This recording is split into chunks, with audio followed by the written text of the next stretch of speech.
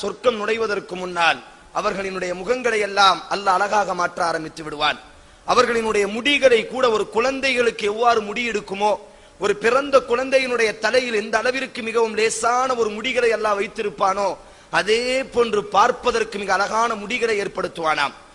யூசுப் அலைஹிஸ்ஸலாத்தினுடைய அழகை பற்றி பேசவே முடியாது, யோசிக்கவே முடியாத அளவிற்கு அல்லாஹ் ரப்புல் ஆலமீன் அல்லாஹ்வின் தூதர் ஸல்லல்லாஹு அலைஹி வஸல்லம் சொன்னார்கள், நான் மிஅராஜின் 3வது வானத்தில் யூசுஃபை பார்த்தேன்.